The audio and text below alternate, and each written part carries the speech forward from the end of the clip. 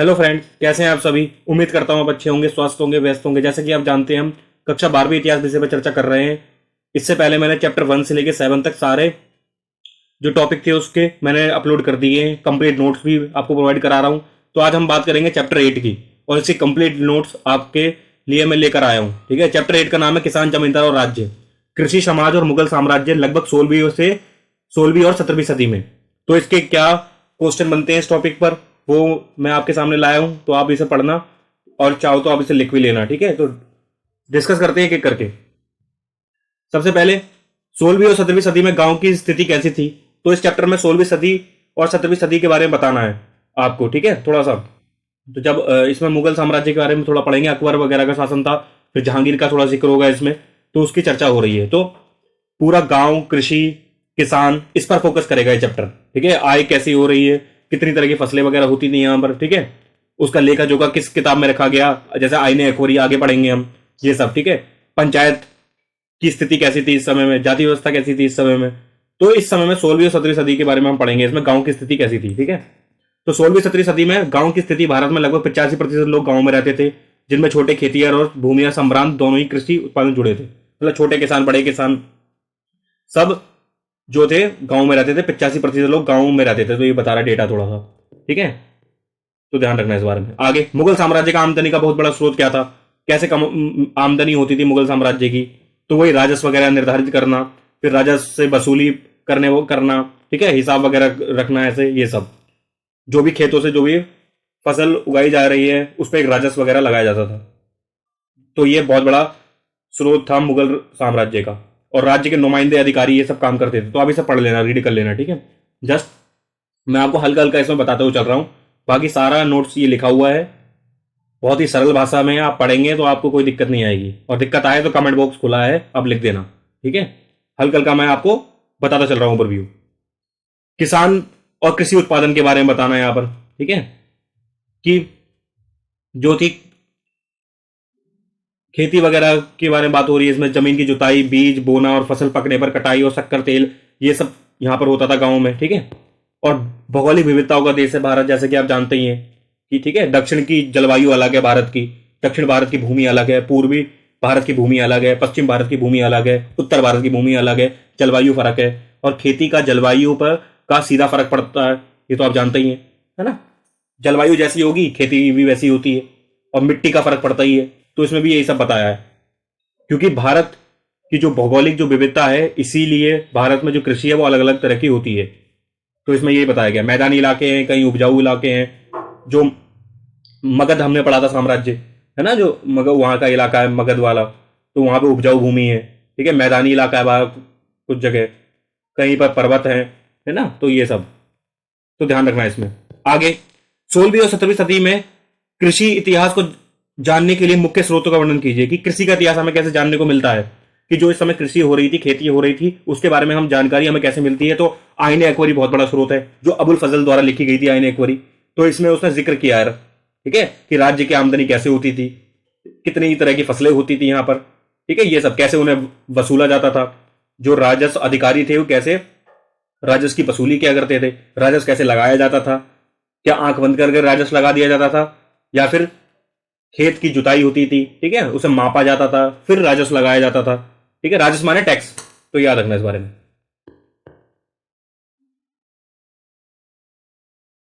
दूसरा है दस्तावेज।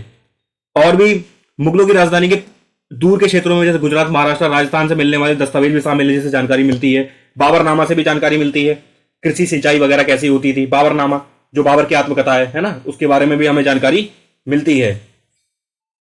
ईस्ट इंडिया कंपनी के दस्तावेज भी मिलते हैं। जब ईस्ट इंडिया कंपनी भारत में आई तो उसने भी बताया कि भारत में जो कृषि वगैरह कैसी होती है, ये सब के बारे में लिखा उन्होंने भी। तो इसको आप पढ़ लेना, क्वेश्चन आ सकता है 3 नंबर में। ठीक है, कि 16वीं 17वीं सदी में कृषि इतिहास को जानने के लिए मुख्य स्रोत क्या है। तो 3 नंबर में आराम से क्वेश्चन बन जाता है, तो आप ध्यान रखना इस बात को। आगे बढ़ते हैं आप थोड़ा। 5वां क्वेश्चन, ये सारे टॉपिक हैं आपके। जब आप अपनी किताब खोलेंगे, 8वां चैप्टर खोलेंगे, तो उसमें आपको ये सारे टॉपिक दिखेंगे। उन टॉपिक को मैंने क्वेश्चन आंसर में कन्वर्ट कर दिया है। ठीक है, तो साथ साथ अपनी किताब से भी मिलाते रहना चीजों को। ये कंप्लीट नोट्स हैं, इनको आप पढ़ लेंगे तो आप कंफर्टेबल फील कर सकते हैं। ठीक है, मैं ये नहीं कह रहा, लेकिन इसी पर रिलाई रहना है। आप अपनी तरफ से भी पढ़ें किताब, ठीक है, लेकिन ये नोट्स भी आप पढ़ लेंगे तो आपको भी थोड़ा अच्छा लगेगा, कॉन्फिडेंस आएगा। मुगल काल में किसान के लिए किन शब्दों का प्रयोग होता था, किसानों के प्रकार क्या थे? ठीक है, मुगल काल में किसानों के लिए किन शब्दों का प्रयोग होता था, ये सब वगैरह है। ठीक है, रैयत, रियाया, मुजरियन, किसान या आसामी जैसे शब्दों का प्रयोग होता था किसानों के लिए। किसान दो प्रकार के थे, खुद पासत हो गए, ठीक है, जो खुद किसान गांव में रहते थे और उनके पास अपनी भूमि होती थी, जो अपनी भूमि पर खुद खेती करते थे, खुद कासत। और पाई कासत हो गए, ये खेती थे जो दूसरे गांव में जाकर खेती करते थे, ठीक है, पट्टे पर लेकर खेत को। तो ये पाई कासत है, इनके बारे में पढ़ लेना आ सकता है, 1-2 नंबर का। किसानों की स्थिति भारत में कैसी थी, तो अब इसमें दे रखा है कि किसानों की स्थिति कैसी थी, उत्तर भारत में स्थिति कैसी थी किसानों की। ठीक है, उत्तर भारत में एक औसत किसान के पास शायद ही कभी एक जोड़ी बैल और 2 हल से ज्यादा कुछ होता था, ज्यादातर के पास इससे कम भी था। उत्तर भारत में बता रहा है कि कम था, ठीक है, बैल वैल कम थे, हल कम थे। गुजरात में जिन किसानों के पास एकड़ के करीब जमीन थी वे समृद्ध माने जाते थे, और दूसरी तरफ बंगाल में एक औसत किसान को जमीन वाली आसामी को अमीर समझा जाता था। तो बता रहा है कि गुजरात में स्थिति कैसी थी किसानों की, ठीक है, बंगाल में कैसी थी स्थिति, और उत्तर भारत में स्थिति कैसी थी, तो उसके बारे में थोड़ी यहां पर चर्चा कर रहा है। ठीक है, तो ध्यान रखना। खेती व्यक्तिगत मिल्कियत के सिद्धांत पर आधारित थी। मिल्कियत माने होता है अपना स्वामित्व होना, अपना मालिकाना हक होना, तो इसमें यह बता रहा है। और जो किसान थे जमीन को खरीद सकते थे, बेच सकते थे, जब उनकी जमीन है तो वो उसे खरीदे, चाहे बेचे, चाहे कुछ भी करे। तो ये बात हो रही है यहां पर। ठीक है, सिंचाई और तकनीक के साधनों पर बात हो रही है कि सिंचाई वगैरह कैसे होती थी। ठीक है, यहां पर जैसे चावल, गेहूं, ज्वार इत्यादि सबसे ज्यादा फसल उगाई जाती थी, इनके बारे में बता रहा। चावल की कितनी सारी किस्में यहां पर उगाई जाती थी, मानसून भी अच्छा होता था।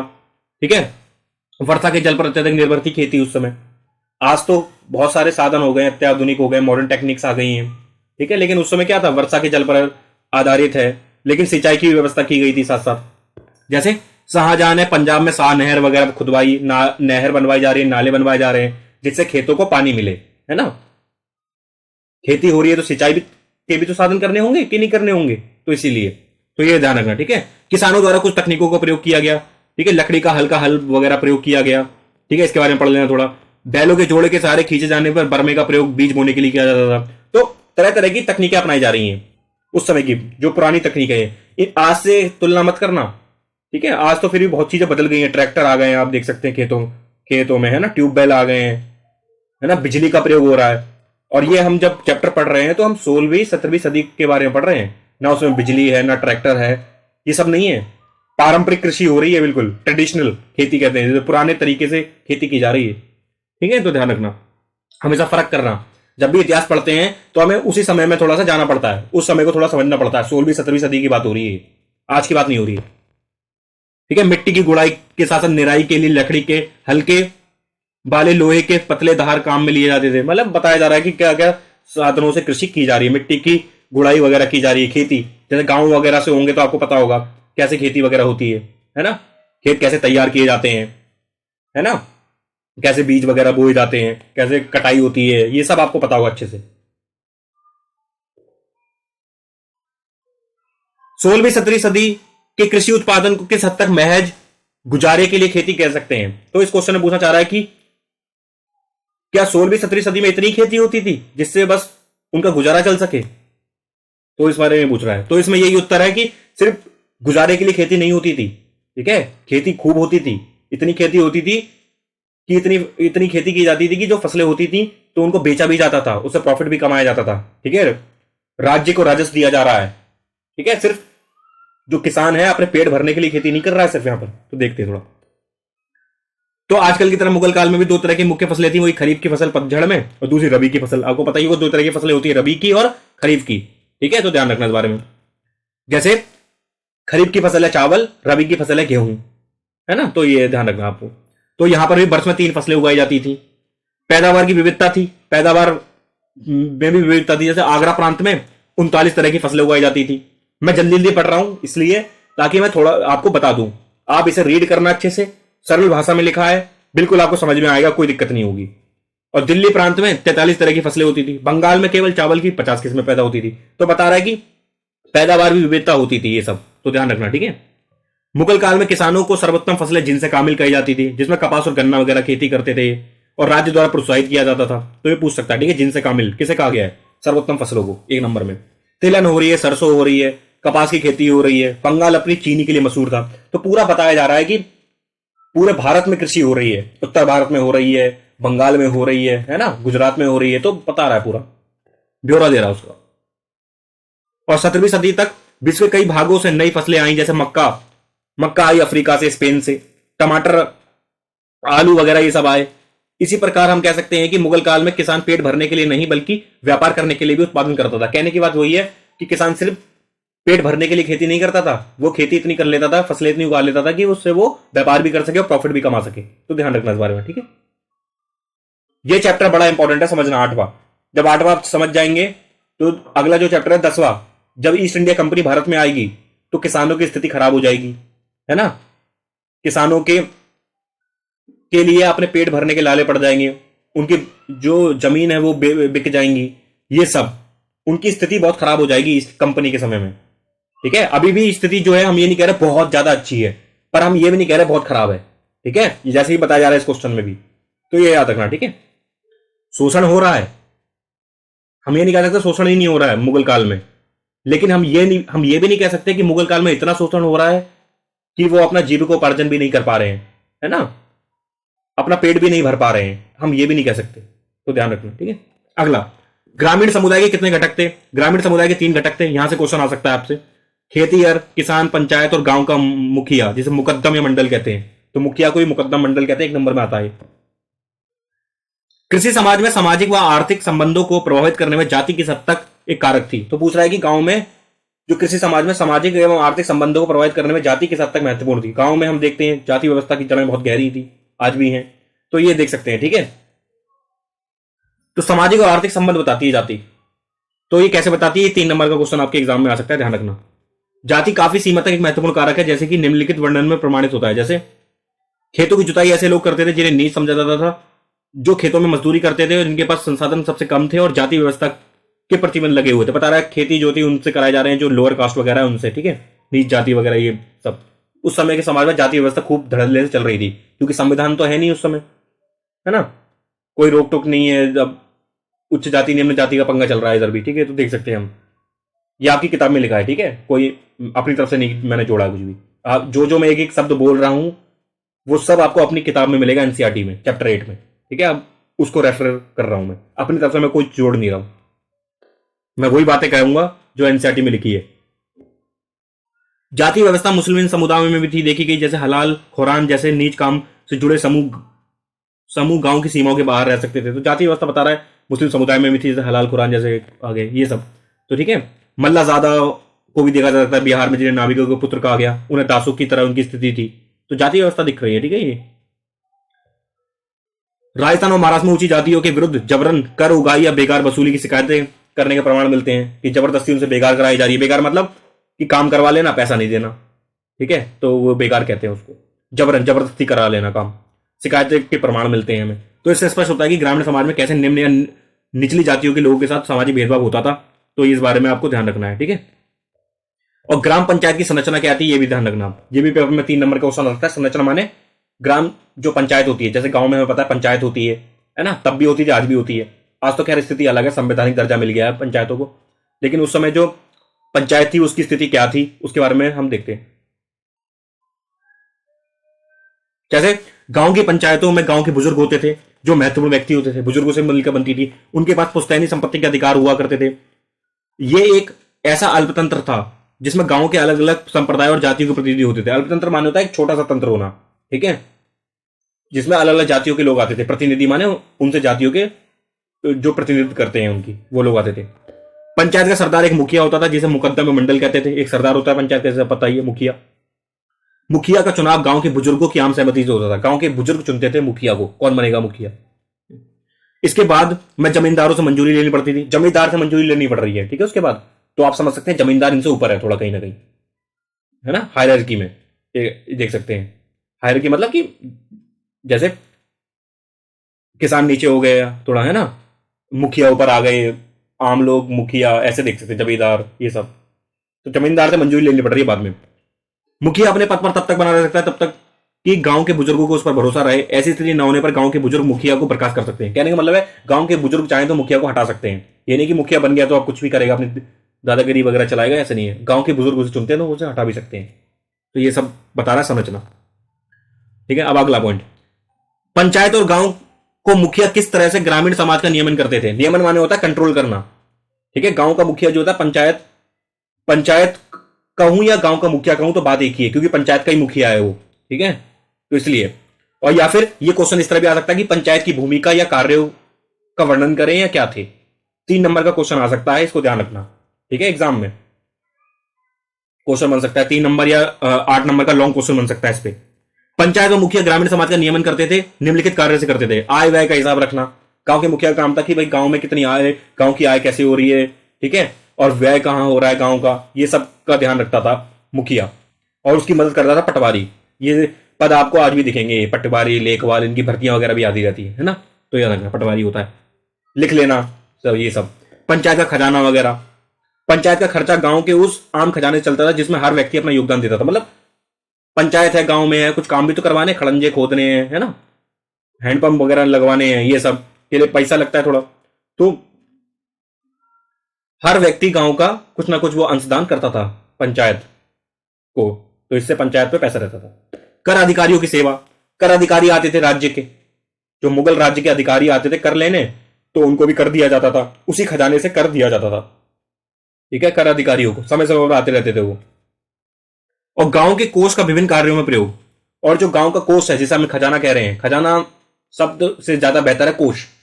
जो गांव का जो कोष है, जो फंड फंड कहते हैं ना, इससे पैसा आ रहा है यहां से, तो उसका कहां का प्रयोग हो रहा है वो देख लेते हैं।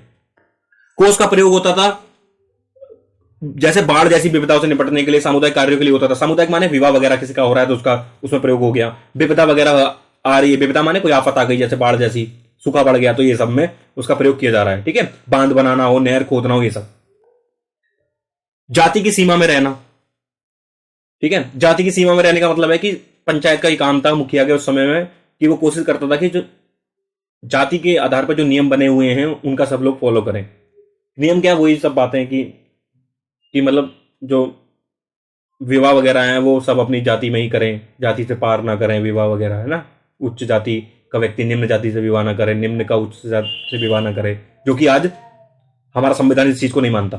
ठीक है, हमारा संविधान हर व्यक्ति को अधिकार देता है, वो जिसका, ठीक है, अगर उसकी जो एज हो गई है अगर, तो वो अपने हिसाब से निर्णय अपने ले सकता है। लेकिन उस समय कोई संविधान नाम की चीज तो है नहीं, तो इसलिए वहां पर ये सब चल रहा है। ठीक है, तो देख सकते हैं, तो इसे आप पढ़ लेना। जाति की अवहेलना करने पर लोगों को आचरण पर नजर रखना मुखिया का उत्तरदायित्व था। मुखिया सबके आचरण पर नजर रखता था, आचरण माने व्यवहार पर वगैरह वगैरह, जाति की सीमा में रखता था सबको। जुर्माना व निष्कासन, अगर कोई भी जातिगत जो नियम थे उनको नहीं मानता था तो उस पर जुर्माना व निष्कासन कर दिया जाता था। वही मैंने बताया, वैवाहिक संबंधों की बात करी जब मैंने। ठीक है, तो उसे गांव निकाला दिया जाता था। पिक्चरों में भी देखा होगा आपने, जुर्माना वगैरह लगा दिया उस पर, ये सब। जाति पंचायतों की शक्तियां वगैरह थी। ठीक है, जैसे झगड़ों का निपटारा कराना, जमीनी विवादों का निपटारा कराना, विवाह के जातिगत मानदंडों के अनुसार करवाना। मानदंड माने नियम, विवाह को जातिगत इस हिसाब से कराना, ये सब। ठीक है, जैसे आपको पता ही गांव में लड़ाई वड़ाई हुई जाती है जमीन को लेकर कि भाई किसी की जमीन है सामने वाले की, उसने हड़प ली, तो वो विवाद हो जाता था। तो पंचायत का काम था निपटाना उनके विवादों को, कि कौन सच्चा है कौन झूठा पता लगाए, ये सब। और पंचायत व ऊंची जातियों व राज्य के अधिकारियों के विरुद्ध शिकायतें। इस पॉइंट में बताया जा रहा है कि कभी कभी राजस्थान और महाराष्ट्र में देखने को मिला कि सामूहिक रूप से ऊंची जाति या राज्य के विरुद्ध जबरदस्ती कर वसूली का आरोप लगाए गए, कि जो ऊंची जाति के लोग हैं वो शोषण कर रहे हैं, वही सब निम्न जाति का, और जो राज्य के अधिकारी मनमाना टैक्स वसूल कर रहे हैं, ये सबकी शिकायतें वगैरह होने लगी। फिर भी पंचायत जो थी ऊंची जातियों के व्यक्तियों का ही पक्ष लेती थी, इसमें ये बताया जा रहा है। तो ये 8 क्वेश्चन है। एंड में आप एक लाइन लिख देना कि इन उपर्युक्त सभी पॉइंट्स को ध्यान में रखकर हम ये कह सकते हैं कि इस प्रकार पंचायत के कार्य वगैरह थे। ठीक है, इस प्रकार, या फिर गांव का मुखिया गांव पर का नियमन करता था। तो इस बात को ध्यान रख लेना। तो ये 8 नंबर का आ सकता है, 3 नंबर का आ सकता है, इसको अच्छे से पढ़ लेना। ठीक है, और 16वीं-17वीं सदी में भारतीय ग्रामीण दस्तकारों की दशा का वर्णन करो। दस्तकार माने क्या होते हैं? दस्तकार माने शिल्पकार जो बनाते हैं, मिट्टी के जो पॉट बना रहे हैं, है ना, हाथों से जो काम करते हैं, वो सब उनको दस्तकार कहा जा रहा है। तो संख्या क्या थी ये पढ़ लेना आप। ये 25% जो घर थे दस्तकारों के होते थे। ठीक है, शिल्पकार हो गए दस्तकार, जो सोनार लोहार सब आ गए इसमें। ठीक है, मिट्टी के वो घड़े बनाने वाले सब आ गए। खेती और वस्तु का उत्पादन दोनों कार्य होना। खेती के औजार बनाते थे, मरम्मत करते थे उनकी। ठीक है, बुआई करना, सुवाई करना, ये सब काम करते थे। ठीक है, जो ये दस्तकार थे ये एक्चुअली कह सकते हैं हम इनका ये काम भी करते थे और कृषि भी करते थे। जैसे कृषि कर रहे हैं, है ना, बीज वगैरह बो दिए, उसके बाद जब फसल की कटाई वगैरह करनी है तो उसके बीच में एक टाइम होता है, तो उस टाइम में दस्तकारी का काम कर रहे हैं। ठीक है, तो याद रखना इस बारे में। तो ये बता रहा है खेती भी कर रहे हैं, साथ साथ अपने दस्तकारी का काम भी कर रहे हैं।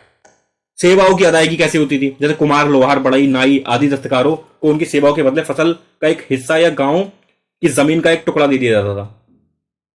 यानी कि लोहार ने कुछ काम किया तो बदले में उसे क्या कर रहे हैं, उसकी सेवाओं के बदले फसल का एक टुकड़ा दे दिया उसे, या जमीन का एक टुकड़ा दे दिया। और महाराष्ट्र में ऐसी जमीन को मिरास या वतन कहते थे, जो कि पुश्तैनी अधिकारों में आ जाती थी। तो पूछ लेगा मिरास वतन क्या थी? महाराष्ट्र में जमीन थी एक। तो ये बता जा रहा सेवाओं की अदायगी कैसी थी। जैसे आज कोई सेवा करता है आके, जैसे लोहार से आपको काम है, बढ़ई से कुछ काम है, गेट वेट लगवाना है, तो क्या करते हैं हम उसे कैश दे देते हैं, पैसा दे देते हैं। वो आता अलग है, ऑनलाइन करें चाहे हम, चाहे उसे नोट दे दें, ये सब। लेकिन उस समय क्या हो रहा है कि जमीन का टुकड़ा वगैरह दे दिया जा रहा है। जैसे बहुत पहले चलता था ना बार्टर सिस्टम, पढ़ा होगा आपने, है ना, कि चावल लेना है तो गेहूं दे दिया, बदले में चावल ले लिया, तो ऐसा चल रहा कुछ। सेवा ले ली बदले में, जमीन का टुकड़ा दे दिया बदले में। तो ये ऐसे एक्सचेंज हो रहा है। नकदी का चलन, इसका मतलब ये नहीं है कि नकदी नहीं चल रही है, कैश नहीं चल रहा था। देख लेते हैं, नकदी का चलन बहुत अधिक नहीं था, चल रहा था, बहुत कम था। लेकिन जैसे बंगाल में जमींदार लोहारों, पढ़ई और सुनारों को उनकी सेवाओं के बदले रोज का भत्ता और खाने के लिए नकदी देते थे। इस व्यवस्था को जजमानी कहते थे। तो पूछ लेगा जजमानी क्या थी?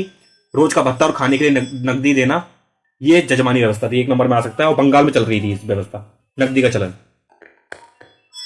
16वीं और 17वीं सदी में जंगलवासियों की जिंदगी किस प्रकार बदल गई, यह आप पढ़ना इसमें। ठीक है, जंगलवासियों के बारे में बताया जा रहा है कि जो झाड़ियां वगैरह थी भारत भूमि पर, अधिकांश झारखंड वगैरह हो गई जहां पर, ठीक है, दक्कन के पठारों तक फैला हुआ था। 40% क्षेत्र में फैली थी। जंगलवासी अपनी जीवन यापन कैसे करते थे, थोड़ा जंगलवासियों के बारे में आ रहा है कि जीवन में परिवर्तन कैसे है। इसको पढ़ लेना, ये भी लॉन्ग क्वेश्चन आ सकता है 8 नंबर का।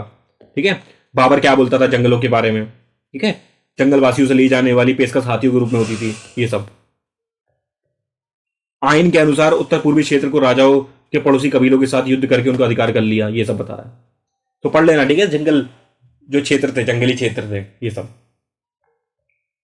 16वीं और 17वीं सदी के ग्रामीण समुदाय का छोटा गणराज्य के महत्व की व्याख्या करिए। तो एक गणराज्य के रूप में बताया जा रहा है कि एक छोटा सा एक राज्य है।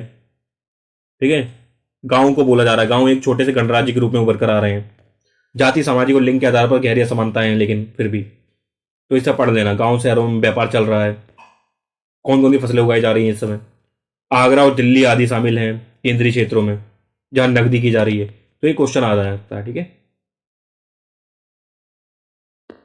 ग्रामीण समुदाय को छोटा गणराज्य कहा जा रहा है। ग्रामीण समुदाय माने गांव में रहने वाले लोग, उन्हें।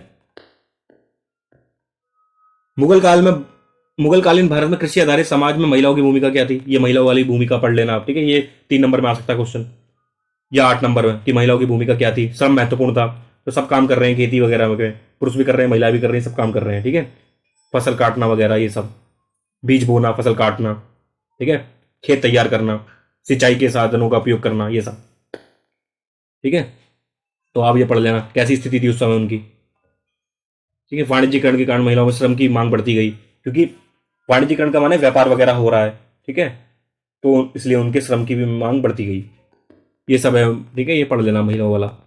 सारे पॉइंट मैंने लिख दिए यहाँ पर। शोषण भी हो रहा है उनके साथ, ठीक है, गलत भी हो रहा है, ये सब भी लिखा हुआ है सब, ये पढ़ लेना आप।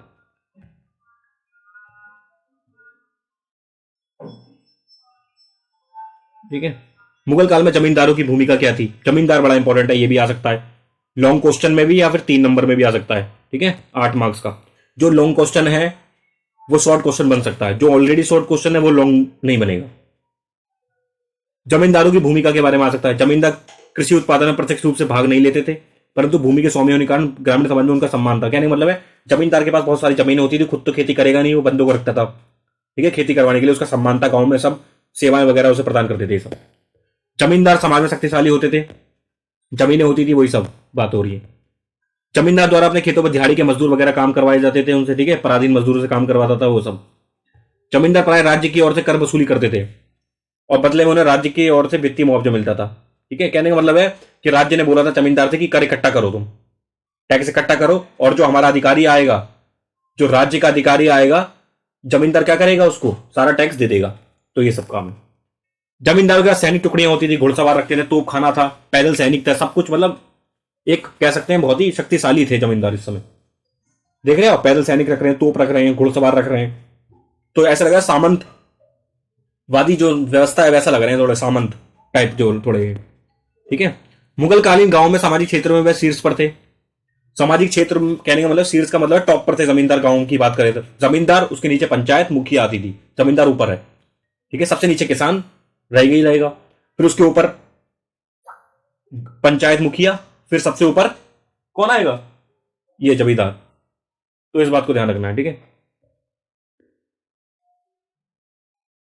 जमींदार को शोषण करने वाला वर्ग माना जाता था, लेकिन गांव में रहने के कारण पारस्परिकता, पैतृकवाद और संरक्षण का अंश भी देखने को मिला। कहने का मतलब है किसानों को शोषण करता था जमींदार, लेकिन साथ में कभी कभी उनकी मदद भी कर देता था, ठीक है। तो ये भी बता रहा है इसमें। ये जमींदार वाला पॉइंट अच्छे से पढ़ना, क्योंकि अगला जब चैप्टर हम पढ़ेंगे चैप्टर 10, तो उसमें भी जमींदार का जिक्र आएगा कि मुगल काल में जमींदारों की स्थिति बहुत अच्छी है, लेकिन जब ईस्ट इंडिया कंपनी भारत में आ जाएगी तो उस समय जमींदारों की स्थिति बहुत खराब हो जाएगी, क्योंकि कंपनी इनकी सारी शक्तियां छीन लेगी जमींदारों की, ठीक है। तो ध्यान रखना। और जब जमींदारों की शक्तियां छीन जाएंगी तो फिर जो 11वां चैप्टर है विद्रोह, उसमें ये जमींदार भी शामिल हो जाएंगे कंपनी के खिलाफ जब विद्रोह करेंगे। तो ध्यान रखना। उन सबूतों की जांच कीजिए। ये बताते हैं कि मुगल राजकोषीय व्यवस्था के लिए भू राजस्व बहुत महत्वपूर्ण था। भू राजस्व बहुत महत्वपूर्ण था, इसमें ये बताया जा रहा है राजकोष व्यवस्था के लिए। कहने का मतलब कोई भी सरकार हो, चाहे आज की सरकार हो चाहे उस समय के ये राजा वगैरह लोग हों, कोई भी राज्य तभी चल सकता है जब टैक्स उसे मिलता रहे, ठीक है। जब जनता या प्रजा जब टैक्स देना नहीं बंद कर देगी तो सरकार के पास कोई वो तो है नहीं, कोई है ना मैजिक बैंड, जादू की छड़ी तो है नहीं जो घुमाएगी पैसे आ जाएंगे उसके हाथ में। तो टैक्स के माध्यम से सरकार के पास पैसा आता है और वो पैसा सरकार जनता पर खर्च करती है। आज की सरकार हो, चाहे स्कूल बनवाना हो, सरकारी ये अस्पताल वगैरह बनवाने हो, पैसा लगता है इसमें, है ना। रोडें बन रही हैं, सड़कें बन रही हैं, ये नालियां बन रही हैं, तो ये सरकार का के पास जो टैक्स दे रही है जनता, उस पैसों से बनती है। सरकार का कोई पैसा नहीं होता, सब जनता टैक्स देती है उस सरकार को, और बदले में सरकार उन टैक्स का प्रयोग करके जनता को फायदे पहुंचाती है, सहूलियत देती है। तो यहां पर भी यही हो रहा है कि मुगल काल को मुगल राजाओं को क्या कर रही है जनता, राजस्व दे रही है, प्रजा जो है राजस्व दे रही है, और राजस्व के बदले जो राज्य है वो मदद कर रहा है लोगों की। देखो, तो राजस्व निर्धारित करते थे, वसूली करते थे, ये सब का बारे में बात आ रही है। और प्रशासनिक तंत्र स्थापित कर दिया था, दीवान होता था, पूरे राज्य की वित्तीय व्यवस्था की जिम्मेदारी रखता था।